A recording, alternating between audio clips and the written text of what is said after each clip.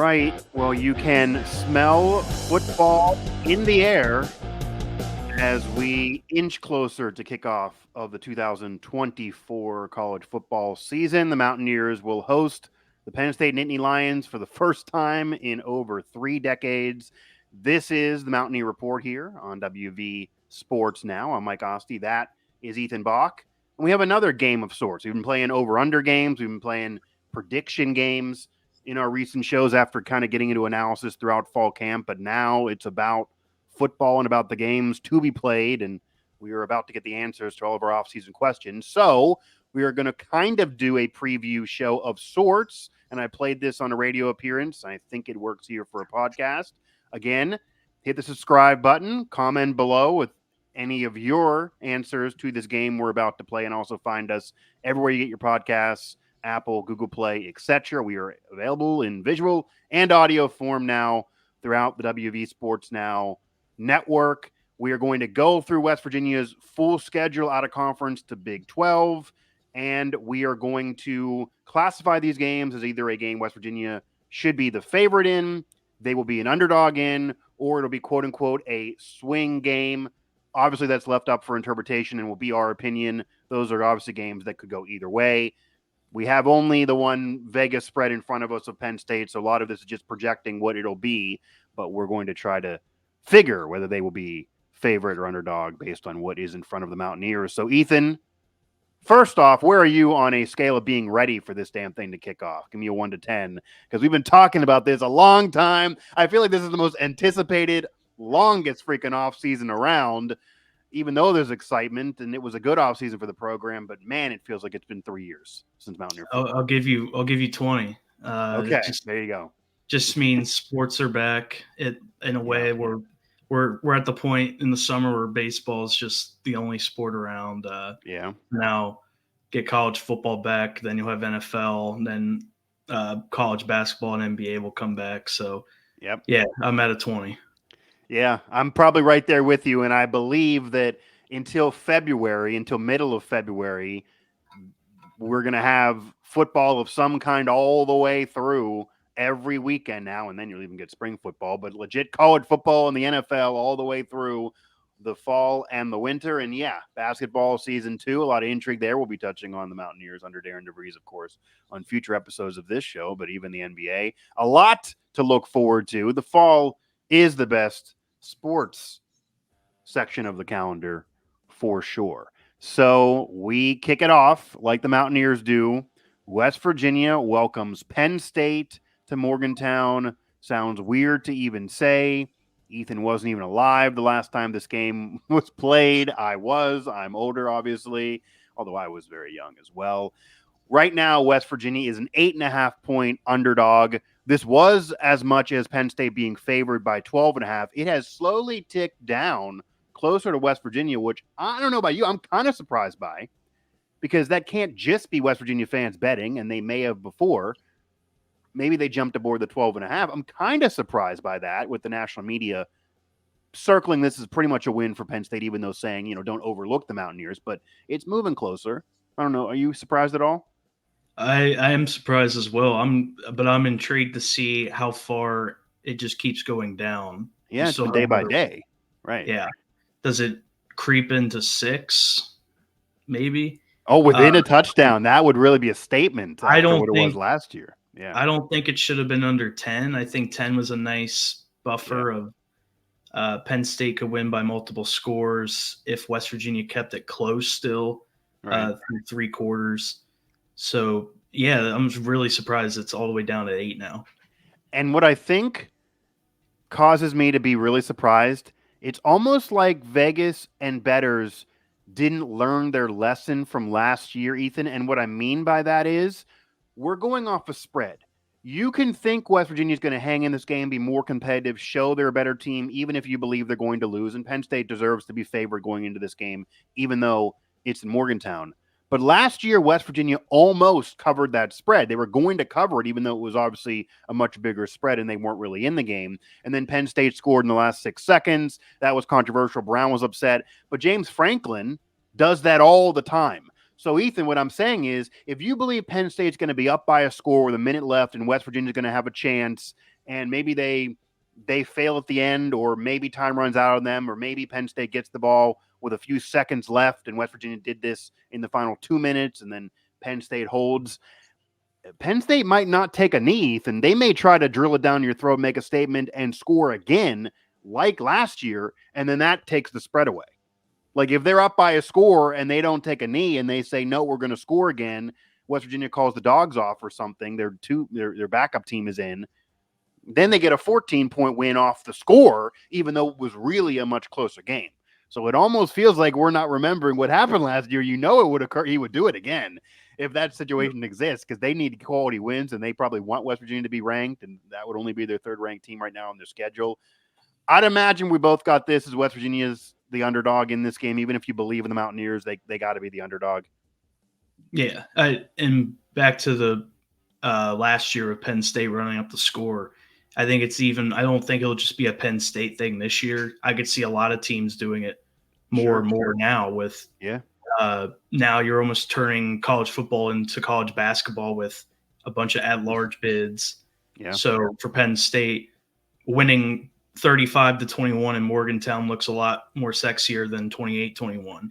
Yeah, 100%. So I could see Brown doing it too. Yeah, I could see if West Virginia wins this game. He said last year this always will come back around. I absolutely could see Brown if he has that ball at the end and they are already up and they have a win secured. Now, knowing him, he's classy and he might just take the W. I'm sure that's all he'll care about getting. He won't want to risk it. But I could see a thought pop in his head of, I'm going to do this.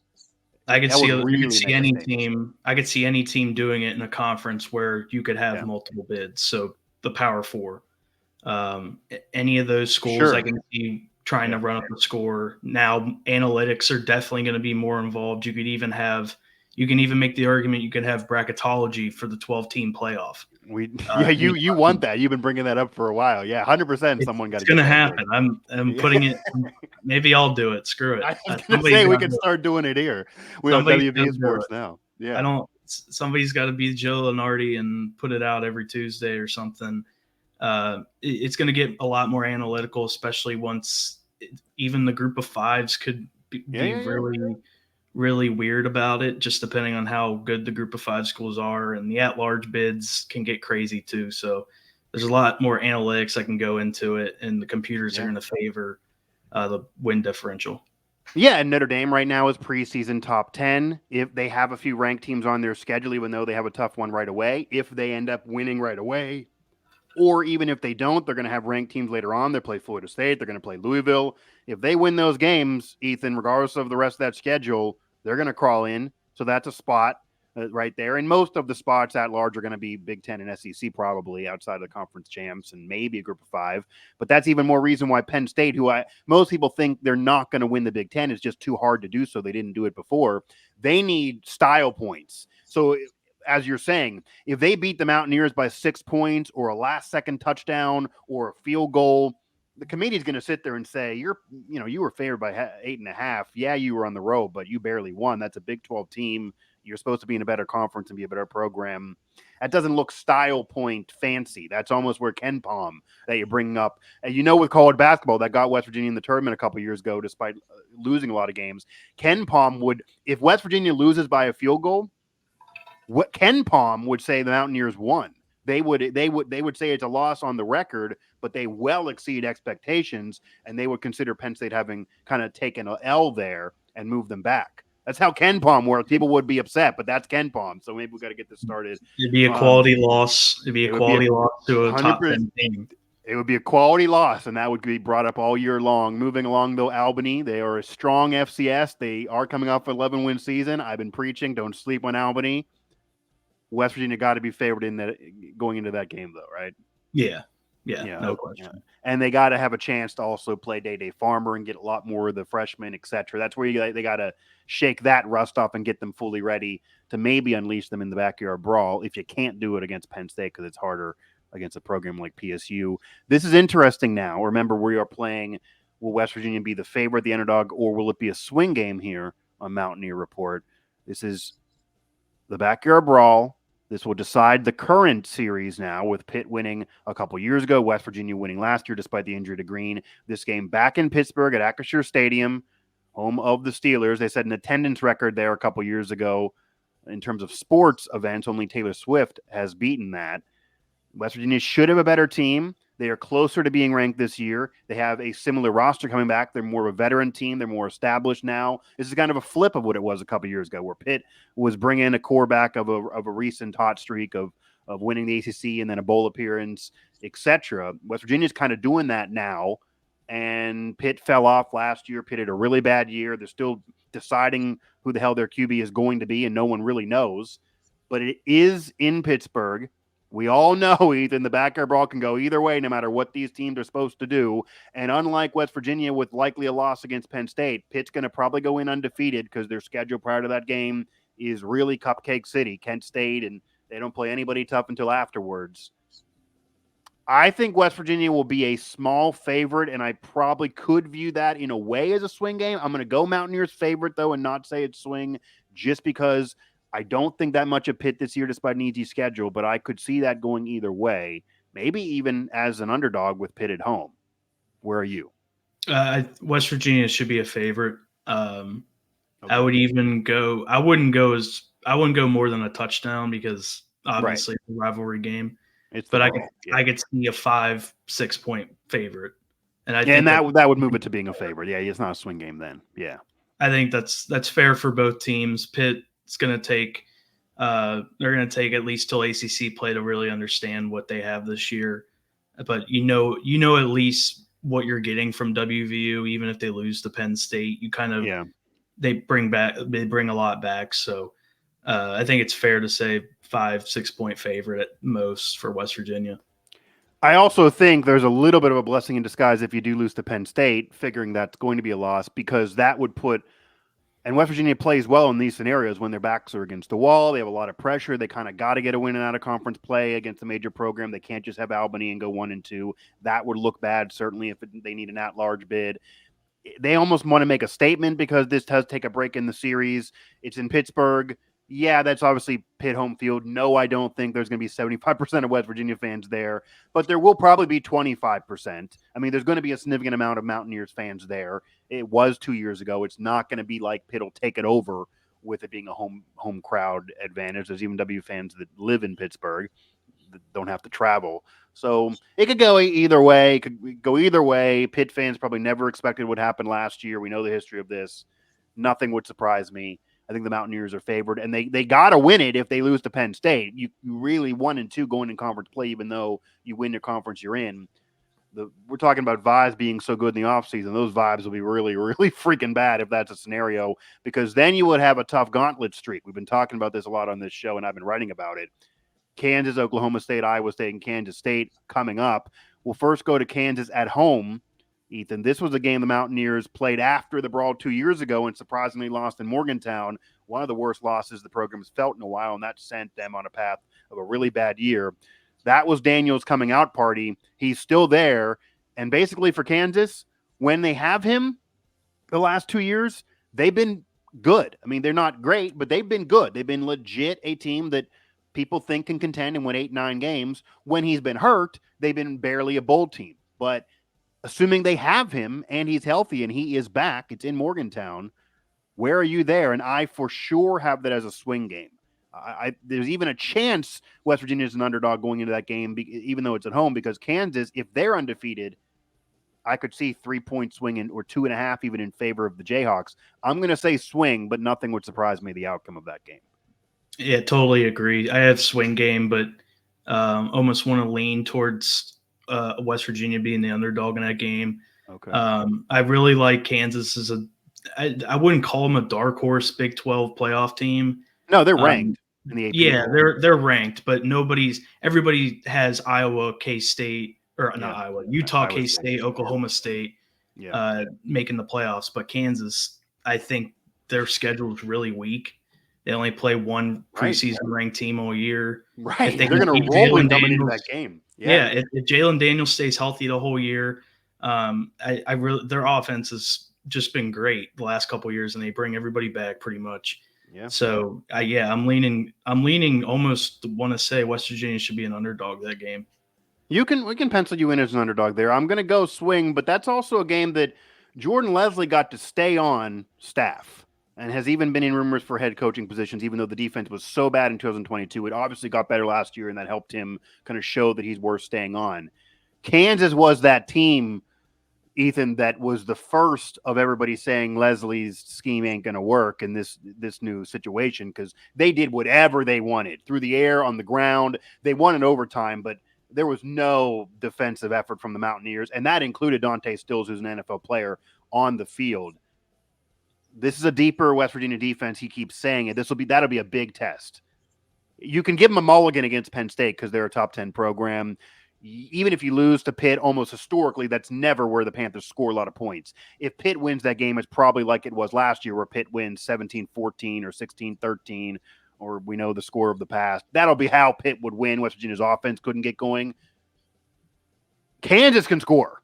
If Kansas beats West Virginia, it's probably 40-30, and they just hang points on the board because the Mountaineers cannot stop them. That'll be testing the secondary. That'll be testing the D-line that we think is a weakness. Sean Martin, 30 tackles we're talking about. He better get about 10 of them in that game, and maybe that won't even be good because he's going to be trying to chase Daniels. That's a real game to circle to know how good they are. Tell you what, no matter what the over-under is for that game, you're hitting the over. You're likely hitting the over, unless the over's real high, but you're hitting the over probably. They're definitely, both teams are definitely scoring over 30, maybe even 35 points each. So, it reminds me of the Oklahoma State game last year, a 48-34 kind of score. Yeah, and it could even be one of those games where it's really close all the way, and then maybe one team pulls away in the fourth quarter, and the score doesn't show how close it is. But that's the game, Brown's going to start his weekly presser by saying, scheming this, we know we got to get 30 points or something like that. He usually gives you what he thinks the outcome will be. He thinks they got to get a certain number against Penn State. He might even think you got to hang 40 on Kansas because they're going to be clicking. That with that schedule, this isn't week 1 or 2. You're facing them probably at a rough time because they're going to be clicking. They're going to be riding high, and then that opens up conference play. Oklahoma State, you mentioned, that'll be the next one. That is on the road. For me, they're an underdog. They lost to them last year at home. That could have been a swing last year, but then the Cowboys end up with the win. And even if West Virginia has a real strong year, that's just an historically solid program that wins 9 or 10 a year. They're going to compete in this new Big 12 with Oklahoma and Texas gone from the conference. They're similar in all the vibes. And Gundy, say what you want about him, he is a great coach that usually gets the most out of his team. Ollie Gordon could be Big 12 Player of the Year if his legal troubles are behind him. So that would be a big win for West Virginia to do that on the road. Like, that would get them top 15, top 10 ranking spots. Certainly if they come in there 3-1 or something, but I don't see it. That's a loss for me and probably them as an underdog. That's 100% underdog, unless Oklahoma State, like they do sometimes, where they start out slow. Yeah, they did last year. You're right. That's the only way I see West Virginia even be getting close to the line. Yeah, but 100% Oklahoma State should be favored in this game. 7.5, something like that, probably at least. I would, almost maybe more towards 10. Okay, yeah. I mean, it could be, and even if West Virginia's rolling, that's at home for Oklahoma State. I think the only other way West Virginia wins that game, because you remember, Ollie Gordon won 49 in the fourth quarter last year. He has some legal troubles. They've not been fully decided. He should be playing this year. If they catch up to him where he got to go to court the week of the game or something wild, maybe that helps West Virginia. Like, if you can time that, and the sports gods smile down. But if Ollie Gordon's staying out of trouble and he's playing full steam, they do usually have a slow start, but not in conference play. Like, they did it every year, but once conference play starts, that's where they roll. And that they're a program, Ethan, they could take advantage of the new rules where it doesn't matter what you do out of conference play. You win the Big 12, you're in. I could see them dropping an out of conference game and then roll in the Big 12. That's a Mike Gundy thing. Yep. And then Iowa State back at home. Oh, you have more in OSU? Go ahead. I was just going to say, it's a lot like Kansas basketball with Bill Self. They'll 100%. Yep. They may not struggle as much as Oklahoma State football and non-con, but once they get in the Big 12 play, they figure it out. And that's why Gundy is one of the best coaches in the country. Yeah, again, say what you want. A lot of people don't like him. Jaden Bray declined to comment, gave us a no comment. Obviously, him and Brown are different. I think it's safe to say, you look at the resume, with the national title or not, it's going to be hard to say Mike Gundy's not a Hall of Famer. I think that's going to have to happen, even though that speech is going to be quite lit. I would imagine with him saying everything he really feels at that point, and I can't wait, but he's going to have to get in. Iowa State, Rocco Beck, obviously coming back to Morgantown. His family obviously grew up there with his family and his father and Anthony Beck. I would imagine will be back there, Ethan. I imagine that's going to be a big deal with him going to the Hall of Fame. That could even get West Virginia out of sorts because they're going to be working about a whole week of celebrating Anthony Beck probably. People kind of forget about him. Was an NFL player.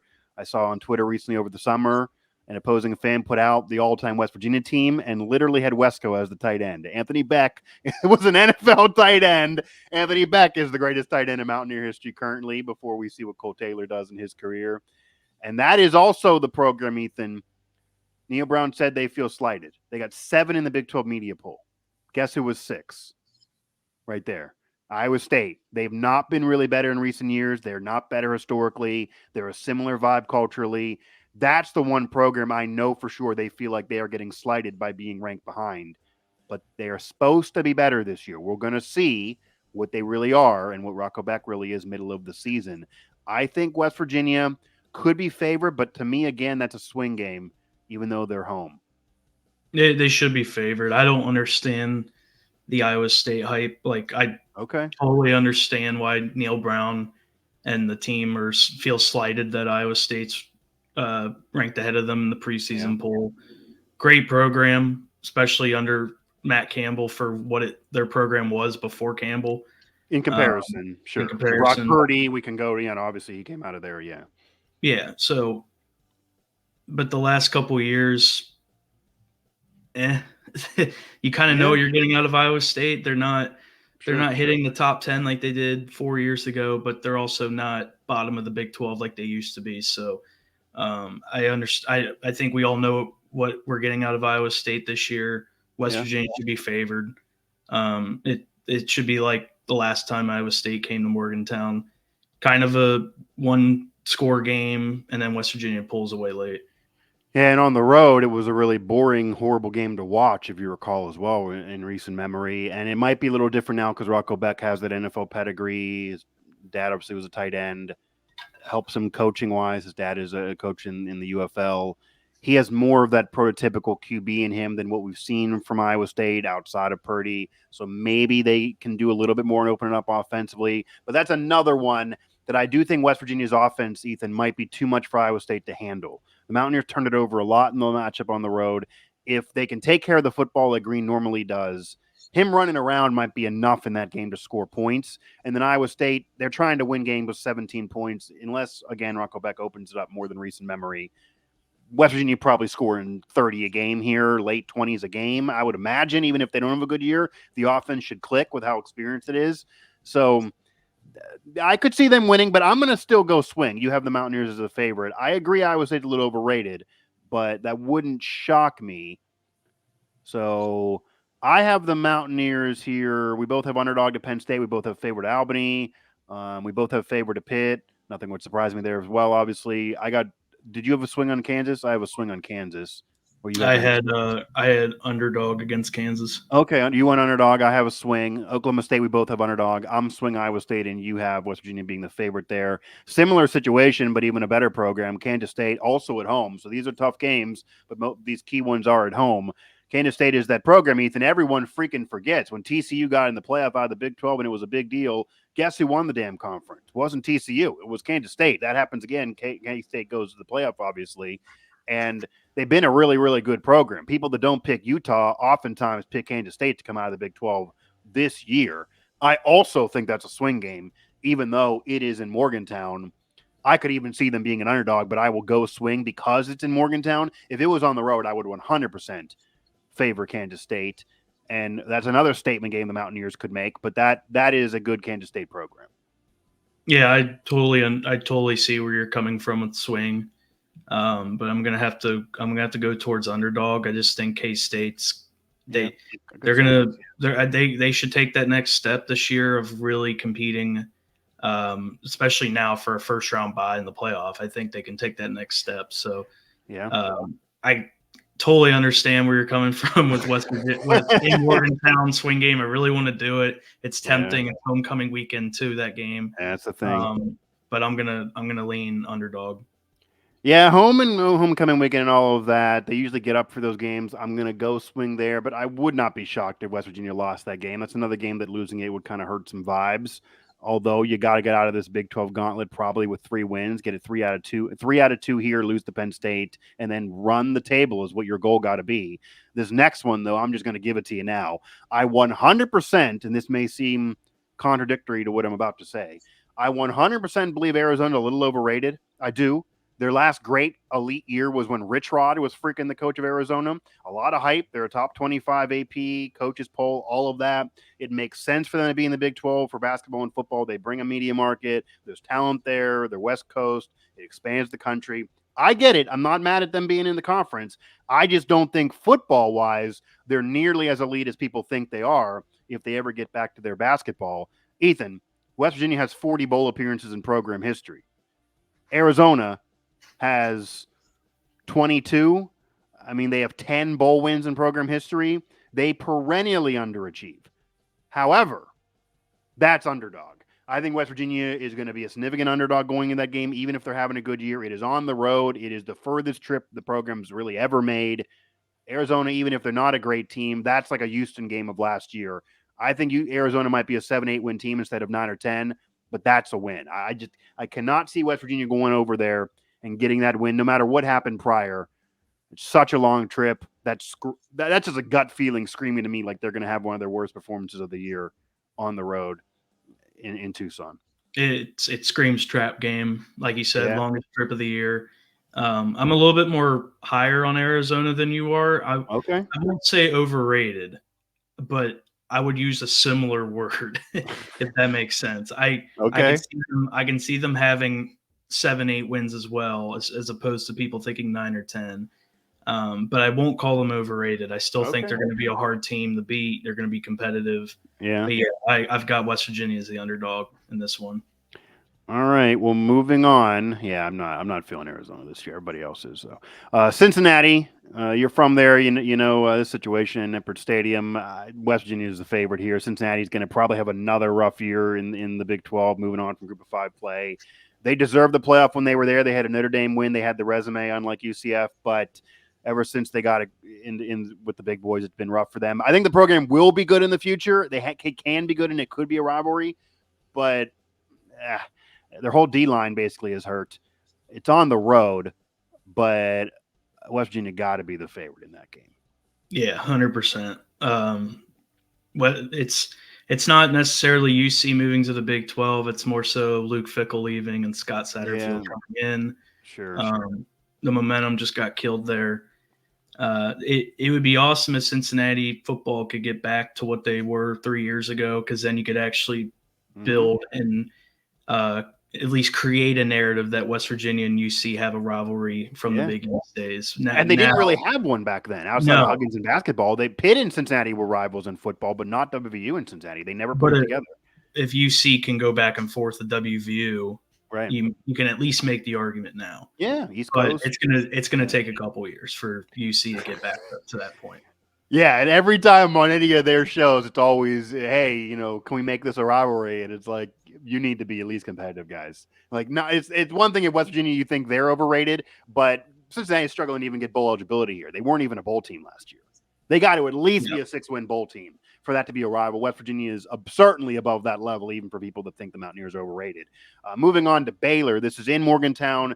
You talk about a game where we're throwing points out. Usually, historically, even though this is a Baylor team that has a transfer QB and we don't know how they're going to be yet from the Group of 5 level too, there's always points here. And the Mountaineers almost lost this game last year. If you remember, this is the game at the end of the year that Zach Frazier got hurt and Green had to lead him on a comeback drive that Frazier kept the clock stopped and didn't have that 10-second runoff at the end, even though Baylor was not good. They are a major question mark this year. I just don't know what they're going to be with a Group of 5 QB moving up to that level. He had 5 years at Toledo, and now he's at Baylor. It's hard to say. I'm going to say West Virginia is – I almost want to go swing, but I'm going to say – I want to go swing, but I'm going to say the Mountaineers are the favorite because they're at home. If that was on the road again, I probably would go swing. Yeah, I agree. If it was in Waco, I'd go swing, but Morgantown, I'm going favorite. There's again, I really doubt Baylor's going to take a big jump and all of a sudden they're back to what they were under Dave Aranda early on. I think they're going to just continue to be a mediocre team, and I think we know what we're getting out of Baylor. So yeah, I'm going favorite for West Virginia. And then UCF is next up. They are a program that, like Cincinnati, they had Group of Five success. They've been struggling since joining the Big 12. West Virginia did go to Orlando and win last year on their homecoming day, and many thought that was an upset. Granted, West Virginia had a much better year last year. They kind of surprised people in that game. I know the press box thought UCF was going to roll the Mountaineers. That did not happen. West Virginia won that game handily, and Green had one of his better games. I'm, though, going to say that's a swing game. Everyone's going to come at me because the Mountaineers probably will be favored on a Vegas betting line, especially if the year is going well and they have a big win or two to this point. That could be a game the Mountaineers are our favorite. They probably should win. They should be a better team. I don't buy into the UCF hype that they're going to be this Big 12 champ that no one's expecting. However, it's hard to beat a team back-to-back years. They are better than last year. And I just don't buy West Virginia winning 4 straight, Ethan. So I think one of these games they're going to probably get nipped in and they don't expect it. You're starting to now feel like a vibe of if you have 7 wins, you got to keep it rolling to get to 9 or 10. You're vying for maybe going to Dallas. All that could get in their head. We don't know. I'm going to just put it down a swing because I wouldn't be surprised if UCF wins it after the same thing happened to them a year ago. But I could see the Mountaineers being the favorite, and they probably will be Vegas-wise. Yeah, I have swing as well. UCF's okay. I thought you'd go West Virginia favorite. Okay. No, I like UCF. I like UCF this year, especially with KJ Jefferson coming in. Okay. And they also have a couple of Big 12 transfers from Cincinnati as well. So yeah, they're at least they just had a weird season last year. Like they just had weird games, and I like them more than last year. So it's just like you said, this could totally be a trap game. West Virginia struggled in Lubbock going into the following week, at least the last few years. So I feel like the team's going to overlook UCF in between Baylor and Texas Tech. So yeah, I'm going swing. Yeah, and then that mentioned going to Lubbock. Nice segue. I am going to also give you a surprising swing game at Lubbock against Texas Tech. And unlike UCF, that I think will be probably a 7-8 win team and could be good and should be better than last year, nobody's expecting much from Texas Tech. They're usually perennially a 7-win team. They're competitive, but not great. I don't think they're going to vie for the conference or be that great, but that screams similar to what Baylor was on the road last year before the bowl, especially if you're having it before a Big 12 title game or before the playoff or even before a solid bowl game. I could see that being a quote-unquote trap game. No one likes going to Lubbock. There's dust everywhere. No one wants to go there. If you have 9 wins and one more gets you 10, I could see, yeah, there's a lot to play for, but I also could see it's hard to be a game that you get up for. I could see that being an upset at the end of the year. If it was in Morgantown, I would say win all day. But on the road at Lubbock, these are the last 2 games. I do think Vegas will probably favor the Mountaineers by at least 4.5 against UCF at home and even Texas Tech on the road, maybe even 7.5 plus against the Red Raiders. But I'm saying swing because I would not be surprised if they drop that game at the end of the year. And potentially, then I wouldn't even be shocked if they do a West Virginia thing and they lose that game and that kicks them out of going to Dallas. That just screams a bad matchup at the end of the season to close out a year going to Lubbock. That is like the worst road trip to have. Yeah, I got swing as well. I don't. Texas Tech seems to always be the dark horse team in the conference, and then they never live up to it. Yeah. But once again, they're the dark horse team. But I just can't. West Virginia has struggled in Lubbock the last couple times they've went there. So, and especially the last game of the year, like you said, if they're contending for Dallas, like last season they were a couple weeks away from still contending. So if they're still contending by November 30th and they're going to Lubbock, that's another time where that's a trap game. And yeah, I don't think Texas Tech's going to be the dark horse 9-win Big 12 team this year, but it's not an ideal way to end the regular season. No, you almost wish you could flip-flop the UCF Texas Tech thing and at least have that second to last and then end the year at home against UCF etc. But no, going to Lubbock before all of that. Honestly, even if you have that road trip and you're really vying for Dallas, I consider keeping them there. I consider as a university, they go to Lubbock and then just stay. Imagine going to Lubbock, you go back home, and then 2 days later you got to go back again. Maybe logistically you just stay, or you go from Lubbock, of course, to Dallas. You stay in Texas. Obviously, they're not going to do that, but that'll be in front of the Mountaineers. A lot could be on their mind. Wouldn't be shocked. Obviously, they blow it at the end, and Texas Tech is just always a pesky freaking opponent. Yeah, nobody wants to go to Lubbock at any time, let alone to close a freaking year off. So that'll do it for our little game here to kind of preview the Mountaineers season off their schedule, whether they're going to be the favorite, the underdog, or whether it's a swing game. We both got some swing games. I have more swing games than Ethan. They won a lot of swing games last year, but they also lost some. And then we differ on I believe Arizona. I have them as an underdog, right? You had that as a swing game, I think. Arizona I had underdog as well. Oh, okay. I know Iowa State, Kansas State. Those were a couple games that we differed on. Kansas. You were different on Iowa State. Yeah. Yeah. And then I'll leave you with this. Maybe it'll be a future show. Maybe I'll make it a post. Maybe I'll just throw it on social. I brought it up on another show the other day. That would you rather is another would you rather. Would you rather win the Big 12 16th conference title, which is top 20 in college football history, get all that celebrated, have a trophy, get a ring, you get that, and you get a bye in the playoff, and then you lose right away. So you lose a Sugar Bowl or whatever after a bye, so you lose at the same spot, but you win the Big 12, or you get in as an 8 seed and you host a playoff game in Morgantown. It would be freaking lit. McAfee would do a show there again. Maybe you win it, but then you lose the next week, so you're losing at the same spot. Or even if you lose it, but you get that full atmosphere and you get ticket sales, etc. I know the program wants the conference title number 1. That's what I've asked them. That's what their answer is. They want the conference title. That is the goal. They want that trophy. They would celebrate the full history if they get it. That's what they want. I have had some say they'd rather have the home playoff game for what that could mean. It kind of would be, you're from Cincinnati, I'm from Pittsburgh. That could be a 2013 wild card game vibe, Pirates against the Reds, where the crowd had caused Cueto to drop the ball, and that's an image forever, even though they didn't go to the NLCS. But again, conference title is a title, even if you don't win the national title. That is a debate. I could see that going either way. I'll leave that there. I'll put a pin in that, and I'll leave that there. That's just a tough one. That's a tough one to end it on. It's a tough one to end it on, because that is the thing, and that's the thing that's gonna. It's almost the way this works. There's a dichotomy here. It kind of sucks that you want the bye, like you want to bye in the NFL playoffs. You want to win your conference. You don't want to lose games. You'd rather win them, but doing so boots you out of hosting. Whereas if you have a chance now, in all reality, if they get it as an at-large, they're probably going to be a road team and get 11 or a 12 seed, so it won't be a thing. But if they could host one in Morgantown, can you imagine that atmosphere? That would be off the hook.